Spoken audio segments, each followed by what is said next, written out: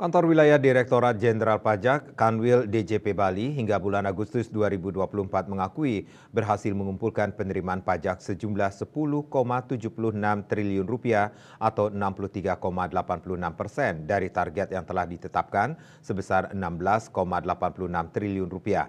Selain itu, terjadi pertumbuhan sebesar 28,79% year on year. Capaian ini disampaikan oleh Kepala Kanwil DJP Bali Darmawan saat kegiatan konferensi pers APBN Kita Kementerian Keuangan Regional Bali yang digelar secara virtual. Realisasi penerimaan Kanwil DJP Bali ini didukung oleh dua sektor usaha yang mengalami pertumbuhan tertinggi, yaitu penyediaan akomodasi dan penyediaan makan minum yang tumbuh sebesar 62,53% dan perdagangan besar dan eceran, reparasi dan perawatan mobil dan sepeda motor yang tumbuh sebesar 21,24% dibandingkan dengan periode yang sama tahun sebelumnya. Menurutnya, penerimaan pajak sampai dengan 31 Agustus 2024 ini didukung oleh 5 sektor dominan penentu penerimaan, yaitu perdagangan besar dan eceran, reparasi dan perawatan mobil dan sepeda motor sejumlah 1.963,10 miliar rupiah atau berperan sebesar 18,37%,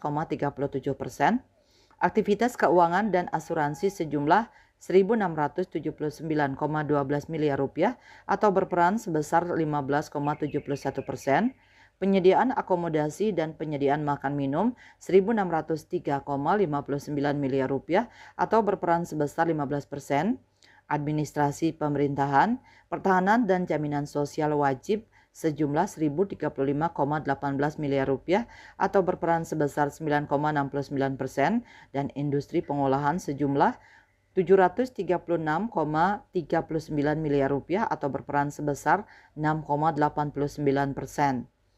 Darmawan mengungkapkan bahwa tingkat kepatuhan penyampaian surat pemberitahuan SPT tahunan pajak penghasilan PPH hingga Agustus 2024 adalah sejumlah 40.133 SPT wajib pajak WP Badan, 285.011 SPT WP orang pribadi karyawan, dan 44.976 SPT WP orang pribadi non-karyawan.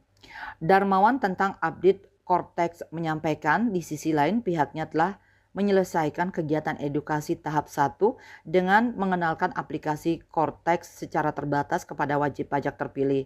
Pada tahap selanjutnya, edukasi Cortex akan dilanjutkan dengan edukasi mandiri berdasarkan inisiatif wajib pajak dengan reservasi kelas pajak atau perjanjian ke helpdesk.